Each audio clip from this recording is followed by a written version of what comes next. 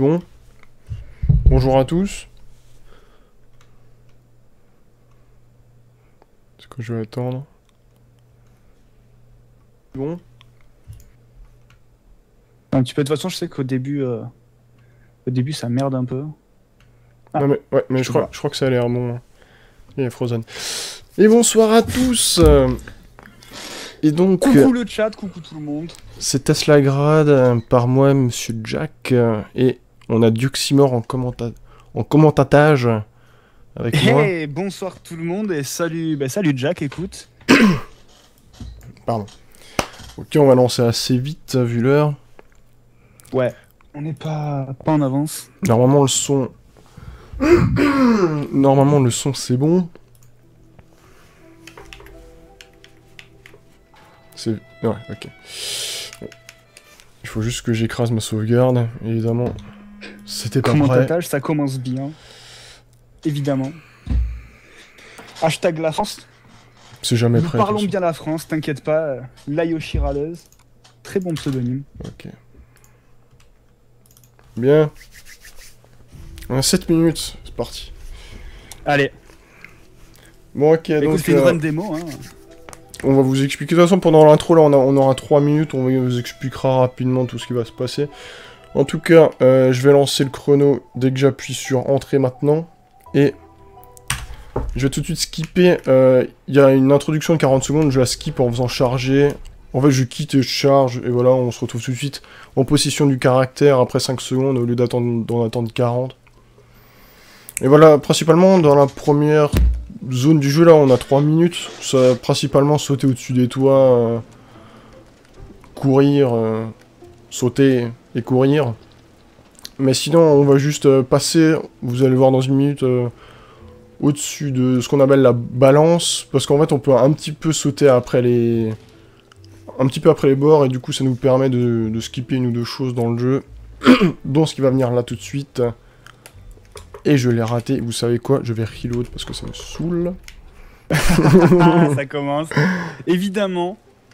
Est-ce qu'on sort maintenant l'excuse du c'est jamais arrivé avant? C'est jamais arrivé. Encore un petit peu. Allez, c'est jamais arrivé. Deux choses dans le jeu, dont ce qui va venir là tout de suite. Et je l'ai raté, vous savez quoi, je vais reload parce que ça me saoule.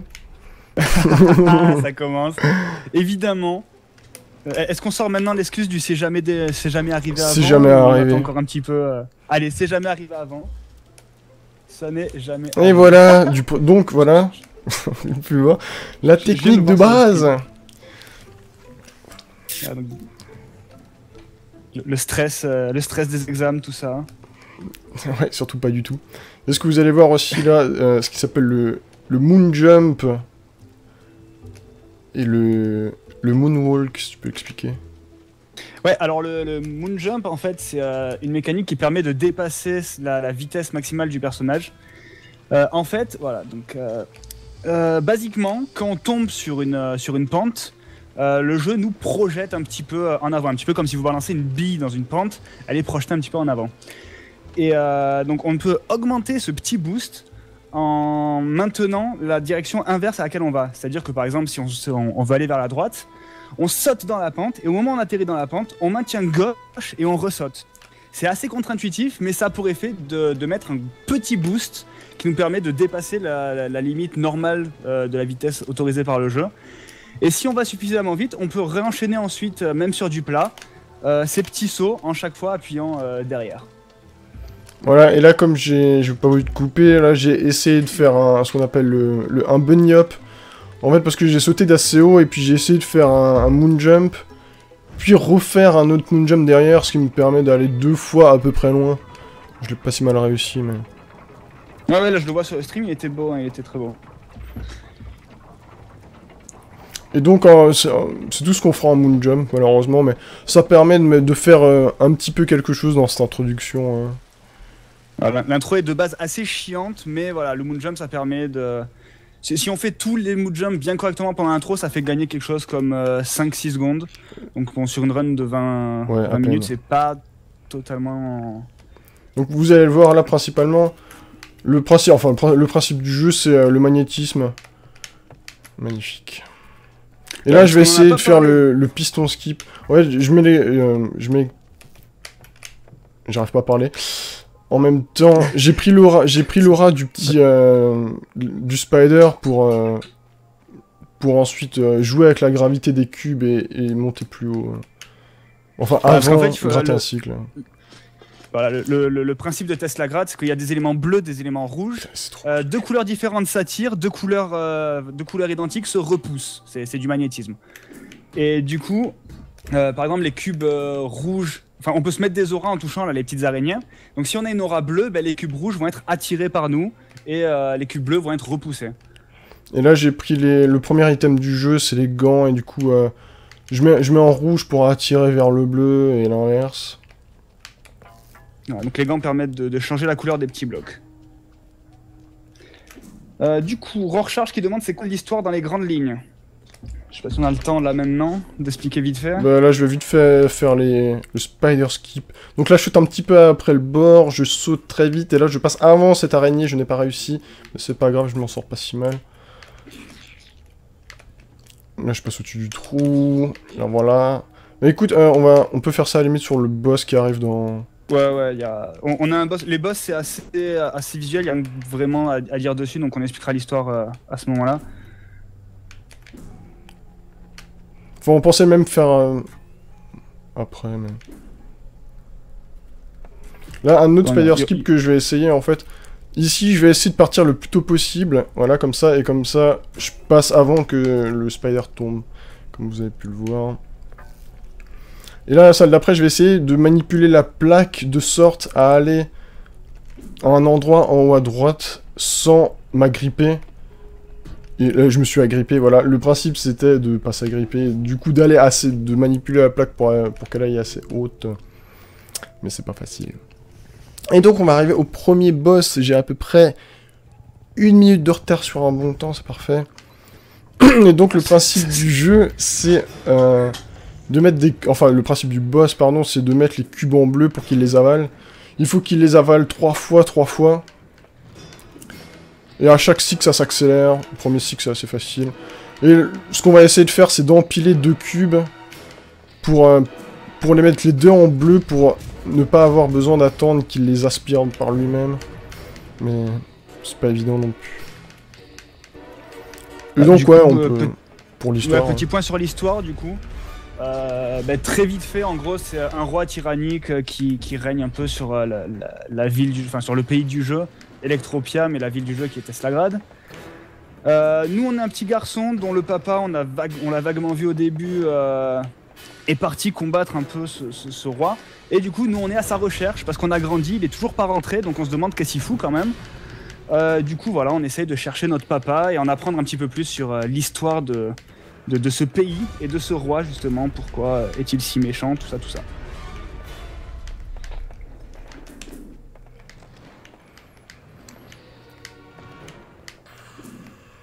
Ouais, et puis après, il y a une petite histoire de famille, de trahison, mais bon, c'est pas...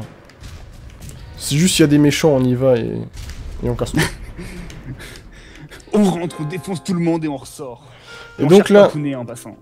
On va choper les Blink Boots, ce qui va vachement nous intéresser. C'est en fait la capacité la capacité un peu de se téléporter. Ah putain, j'ai le... Non... J'ai un bug qui fait que les ennemis ne m'attaquent pas. Oh putain, t'as l'invisible glitch. Ouais. Never happened before. Ouais, et du coup, je peux pas faire... Bon, tant pis. Je peux pas faire le cage, bounce. Bon, c'est pas grave. Ouais. Donc oui, donc les Blink Bones qui sont l'item le plus pété du jeu. Parce que ça crée 2 bugs en fait qu'on va utiliser pendant toute la run. Donc le premier, hélas, à cause de ce petit glitch, vous avez pas pu le voir. On nous explique le BH direct. Ouais, donc oui, vas-y. Le BH, en fait, Extended Blink Inbox, basiquement c'est un glitch qu'on va utiliser pendant tout le jeu, puisque voilà, ça nous aide pour ramasser les parchemins, ça nous aide pour plein de choses. Basiquement, vous voyez, quand à chaque fois que Mr. Jack se téléporte, les développeurs gentils comme ils sont, ils nous permettent par exemple d'attraper un parchemin en blinkant à travers. Pour ça, le jeu crée une hitbox entre le point de départ et le point d'arrivée de la téléportation.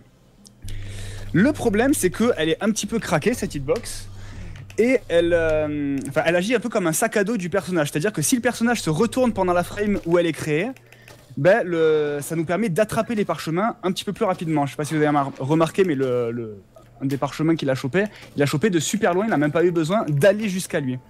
Donc voilà, donc le BH, c'est ça. C'est le fait de blinker et de se retourner pendant la frame où on blink pour, en fait, au lieu que la hitbox soit entre le point de départ et le point d'arrivée du blink, il est entre le point d'arrivée et un petit peu plus loin devant le personnage. Et donc ça nous permet, ouais, d'une part disons, d'étendre notre hitbox, mais aussi de cheater un peu des triggers. Ce qu'on va faire là sur le boss qui vient, qui va être très anecdotique. Et au passage, la run s'appelle 15 scrolls parce que le principe du jeu de base, c'est d'avoir au minimum 15 parchemins pour ouvrir une porte à la fin quasiment à la fin du jeu. En tout, il y en a 36 pour avoir la fin 100%. Et du coup, là, on en cherche 15. Et donc là, je vais faire un EBH là, ici. Mais faire un petit retour pour activer le boss. Normalement, en fait, il y a une trappe qui s'ouvre à droite pour... on peut pas s'enfuir du boss. Et là, je vais re-BH. Et en fait, du coup, les trappes s'ouvrent pas. Et on dit au revoir au boss. Voilà, là... en fait, normalement, il y a des triggers qui détectent notre présence et qui ferment l'arène. Et on peut pas s'échapper. Mais grâce à ce système-là de déplacer sa hitbox, en fait... on n'a jamais touché ce trigger, du coup l'arène ne se ferme pas, du coup on dit au revoir au boss. Donc là j'ai la cape et je vais arriver aux salles un peu compliquées. Voilà, donc la cape c'est un objet qui permet de pouvoir à volonté avoir une aura de magnétisme sur soi, on n'a plus besoin des petites araignées, on peut à volonté dire ben là je veux une aura bleue ou une aura rouge. Donc là je sais pas si on scroll 20 déjà ou pas. Ouais là j'ai fait la forge skip.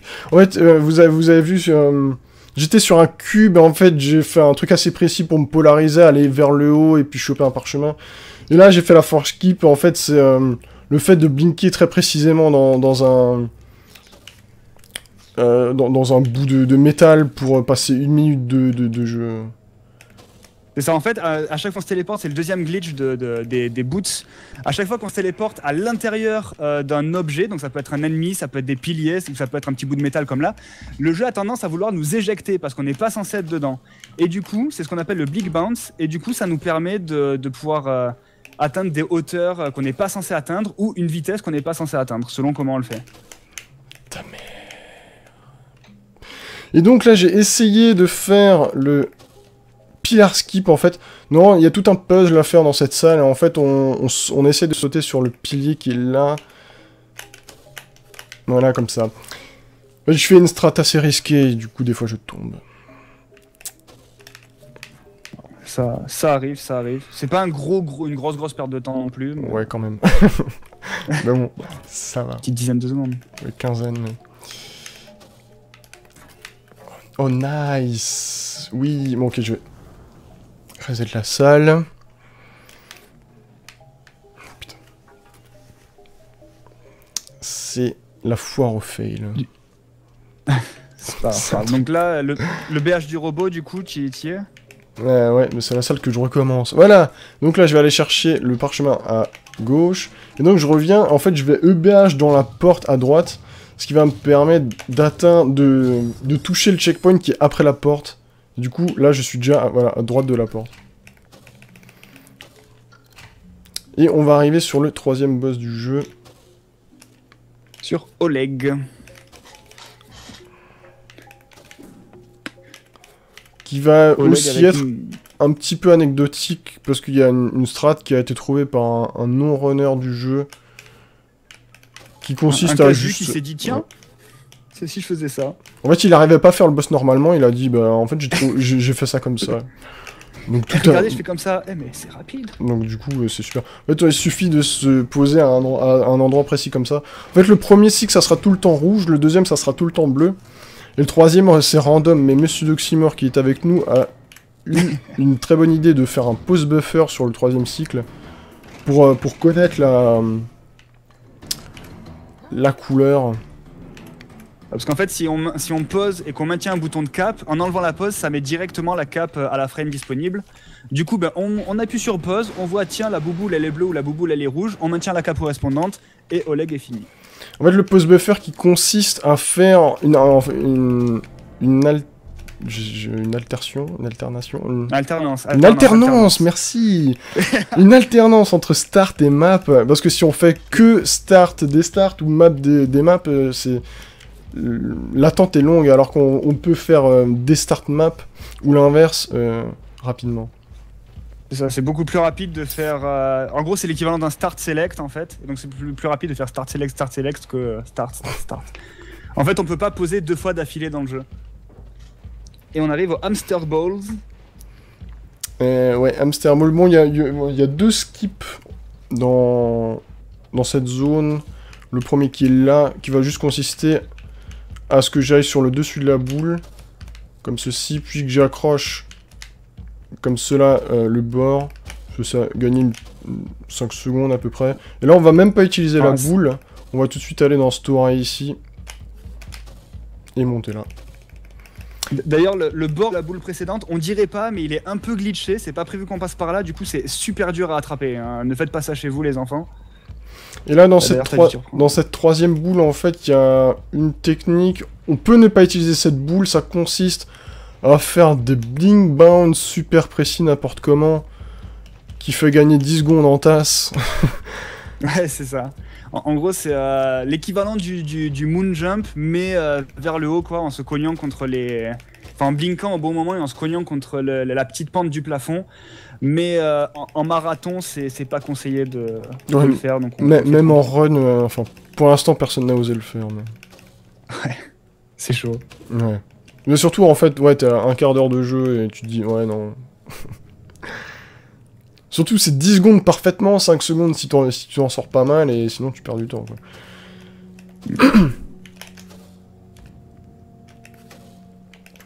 La boule magique, la boule magique. Et ouais, donc pour en revenir d'il y a 5 minutes, on appelle ça la catégorie 15 scroll, parce que maintenant, il existe une catégorie Any%, maintenant que le système de BH existe, parce que on a trouvé un moyen de ne pas prendre aucun parchemin. De ne prendre aucun parchemin. Et technique que je vais quand même faire, en fait, vous verrez devant la dite porte où il faut qu'un scroll pour normalement l'ouvrir, c'est plus rapide de la glitcher. Donc vous verrez la catégorie qui serait faite en Any% si je prenais aucun scroll. Mais ça, le 15 scroll est quand même resté la catégorie principale, puisque c'est celle qui a le plus d'intérêt, je trouve. Ouais, bah c'est vachement cool le 15 scroll, quoi. C'est vraiment. Il y a quand même de la technique, faut choper les scrolls et tout. Le Any%, c'est plus l'autoroute en fait. Ouais. Et puis, ouais, il y a plus un système de routing à se dire lequel je prends. Bon, maintenant, le routing est plus ou moins fait, mais il a changé énormément au fil des années. Ah oui, c'était. Chaque fois que dès qu'on a découvert le BH, ah, mais en fait, on peut prendre ce scroll, on peut prendre ce scroll, on peut prendre ce scroll. Ça va plus vite. Un Metroid. Ouais. Il y a beaucoup de références justement à Metroid et même à l'univers vidéoludique d'une manière générale dans ce jeu. Notamment le boss qu'on a skippé tout à l'heure, Faradeus, qui est directement inspiré de Ridley. Non, totalement. D'habitude, on fait toujours un petit peu des blagues dessus, mais depuis qu'on le skip, on n'a plus trop le temps, donc c'est chiant. Hélas, on perd tout le cœur de la run et toutes les blagues, mais bon, c'est pas grave. Pareil, il y a un masque de Ganon à la fin du jeu qui est planqué. Donc là, je vais faire un EBH, vous allez voir, à travers le mur, là. J'ai récupéré un scroll qui était à gauche, au travers le mur, et puis avec le BH, du coup, on le chope. Ah, c'est toujours cette histoire de hitbox qu'on déplace, qui est pas vraiment au bon endroit, du coup, ça nous permet de... Et donc là, on évite le labyrinthe, pour pas mourir. Et là, je vais essayer de passer, voilà, au travers du pont. Je touche le pont d'en haut, je fais menu, je recharge, et je me trouve au-dessus du pont. Je fais gagner une... Donc ça d'ailleurs c'est possible que dans une ancienne version du jeu, donc qui est renée actuellement, c'est la Legacy. Voilà, c'est pas la version actuelle qu'il y a sur Steam, mais il est possible de la télécharger justement parce que ce skip n'est pas possible, il a été patché. Ouais, parce que là on est en version 1.3 et puis maintenant c'est en 1.4, c'est la version juste avant en fait là qu'on run. Et on a demandé aux runners, s'il vous plaît, c'est la version la plus optimale. Rien que le menuing est plus rapide et ouais, il y a un ou deux trucs patchés. Et du coup, ils nous l'ont mis sur Steam, donc n'importe qui maintenant commence peut juste faire une update sur Steam et l'avoir. Donc c'est plutôt cool. C'est ça, c'est une option à télécharger, à cocher dans Steam. Et voilà, vous pouvez, si vous avez le jeu, vous pouvez totalement runner la version la plus rapide. Donc là j'ai le dernier item du jeu, le Tesla Staff qui va surtout nous permettre de tuer ce boss, à vrai dire. Normalement en fait il est surtout utile dans, par exemple en 100% parce qu'il y a des choses qu'on va récupérer en backtracking. Mais là, du coup, ça va surtout nous servir à faire ce boss. En fait, pour tout vous avouer, si un jour, en Any%, on arrive à atteindre la salle qui a après l'orbe, là. Si on arrive à l'atteindre sans avoir à tuer Orbe, on pourrait théoriquement finir le jeu sans récupérer le Tesla Staff. Parce que tout le reste du jeu en Any% est faisable sans. Ouais, et la run durerait 5 minutes. Mais en fait, on est obligé de faire ce boss parce que ça débloque la zone finale du jeu, donc on est obligé quand même de faire tout le chemin. La zone finale du jeu n'est même pas chargée en fait, parce qu'on pourrait se dire ouais, on EBH pour toucher un trigger ou quoi, mais en fait elle est même pas chargée avant qu'on ait tué Orbe. Du coup pour le moment on est obligé de tuer Orbe et du coup il nous faut le Tesla Staff. Et ouais, sur la première phase, comme le souligne Hammer, en fait j'ai fait en sorte d'affaiblir une première partie, puis d'affaiblir une deuxième partie pour faire une double phase, puis la même chose sur les deux morceaux restants. C'est pas si dur, mais faut le savoir. Ouais. Faut avoir le timing. C'est aussi possible... Ah, quoique non, je vais me taire. Et du coup, on va arriver à la dernière phase du jeu. Déjà, ça passe vite, le temps passe vite quand on s'amuse. Et donc ouais, vous allez voir la porte en question. Donc, la grosse porte que de toute façon, un EBH, on relance le jeu et c'est bon. Donc là je vais prendre le 15e parchemin qui est dans cette salle, donc là celui-là. Et là normalement en fait il y a tout un système, il y a les pistons qui se débloquent, machin. Et là du coup le fait de BH en fait on se retrouve de l'autre côté de la porte. Et du fait qu'on soit de l'autre côté de la porte, le jeu se dit ah bah c'est bon il a les 15 parchemins. Et du coup en Any% on ferait exactement la même chose. Sauf que j'ai récupéré 15 parchemins. C'est ça, mais voilà, en fait c'est le glitch majeur qui permet de terminer le jeu sans aucun parchemin. Je sais pas compter. Et du coup là on est dans la dernière phase du jeu, donc le château du roi. On va aller voir le roi, on va lui péter sa gueule et on va retrouver notre papounet chéri enfin. Après ces 20 minutes d'aventure intense. Le gamin il s'est levé au petit-déj, tu vois, il a pris son bol de chocolat, il est parti sauver son papa et puis il revient et juste à temps pour le dîner en 20 minutes. Tout va bien. Donc là pour indication, ouais, je veux pas prendre trop d'avance mais le record du monde, la run elle est finie maintenant. Donc ouais j'ai un peu de retard. Record du monde de Mr. Jack d'ailleurs, je sais pas si on l'a précisé, mais c'est lui qui a le world record. Hein. Cet homme est beau, cet homme est sexy, cet homme a des doigts de fée. Ouais, sauf aujourd'hui. Mais bon. Ça se voit pas très bien ce soir. Tant pis. C'est un beau gosse. Hein. Il a des doigts fins et musclés qui raviraient n'importe quelle demoiselle, donc profitez-en. Mais et plot twist d'ailleurs, je sais pas si vous l'avez vu dans le noir, mais papa il est mort finalement. Voilà. Ah merde, oui, pardon. Je suis allé un peu vite. Il y avait dès qu'on est à la fin qu'on soit tombé, il y avait notre père. Ça a pas l'air d'attrister plus que ça. Et la musique en cours s'appelle Daddy's Dead et du coup voilà. Si on le sait, ça se passe trop bien. Et du coup, tu es arrivé au dernier boss. Dernier boss totalement RNG qui peut faire entre 1 et 3 cycles, qui est super long quand tu te manges tous les cycles, un peu le Larry de Tesla Grad. Ouais, boss qui nous a emmerdé très très longtemps, à vrai dire. Ah ouais, non, mais il est infect, hein. Et en fait, on va faire comme avec Faradeus. Sauf que lui, par contre, on va même pas le faire bouger de son siège. Parce qu'on est des gens sympas. On lui dit coucou. Et c'est fini. Voilà. On passe devant lui, on lui fait un doigt et la run est terminée. Du coup, c'est quoi le temps final? 22:45. 22... Oh, ça va. Ça va. C'est pas terrible. C'est très honorable. Ouais, mais pour du live. Pour du live, c'est quand même assez stylé. Je visais le sub 22, mais bon, voilà, on va se contenter. Ah, c'est pas grave. Déjà, tu as pu montrer toute la puissance et toute la beauté de ce jeu aussi. D'ailleurs, jeu disponible sur Steam. Si on vous a donné un petit avant-goût, mais que vous hésitez encore, il y a la démo qui est gratuite et qui rassemble tout le début du château, enfin tout le début de la tour. Que d'ailleurs vous pouvez retrouver toutes les strates de speedrun, vous pouvez les faire, tout ça, et même un petit peu de speedrun sur la démo. Donc si vous hésitez, vous pouvez vous amuser sur la démo. Vous avez même le boss et tout, enfin il y a de quoi s'amuser. Et voilà, enfin c'est un bon jeu. Ouais, c'est bien cool. Puis ouais, au fil des ans, la run est devenue vraiment bien cool. Et là, elle a sa phase, on va dire, terminale. Ça fait longtemps qu'on n'a pas trouvé de choses. Sauf là, comme on a dit, la strat sur l'hamster ball. Mais à chaque fois qu'on trouve quelque chose, maintenant, c'est genre de l'ultra level même. Ouais, c'est que des petites optimisations, mais là, la route, elle est à peu près figée. Jusqu'à ce qu'on trouve vraiment le prochain gros skip. Mais bon, je veux skipper Orb un jour. Mais voilà, enfin non, franchement c'est un bon jeu. Le speedrun, là ça se voit peut-être pas parce que Mr. Jack est un dieu vivant, mais c'est super intense tout.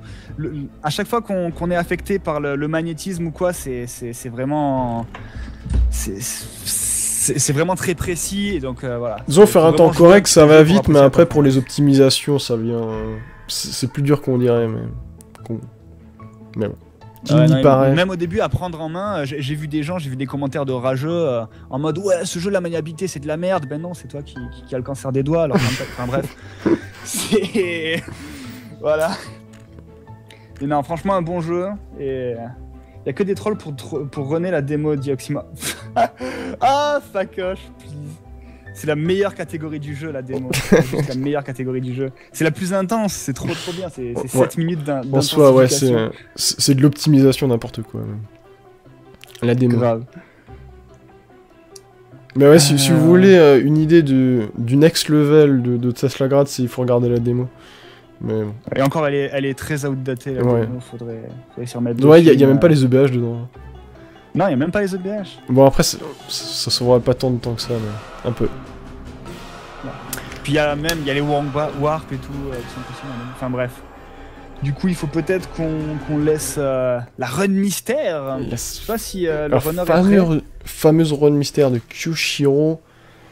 Le truc qui vous a hypé que Jacksimore qui nous vend Mr. Jack d'une telle façon, il y aurait une bromance secrète. Ah mais c'est mon bro, c'est lui qui m'a fait découvrir le jeu en fait, donc quelque part je lui dois tout parce que c'est un jeu génial.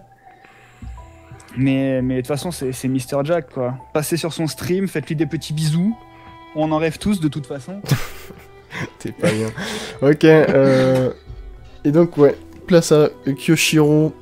Kyoshiro est prêt, on nous dit dans l'oreillette, enfin sur le chat, donc tout le monde le voit, donc c'est pas une oreillette super ouf, mais Kyoshiro est prêt.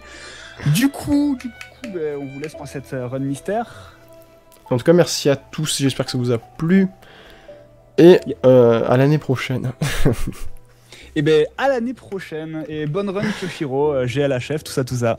Salut. Allez, bisous.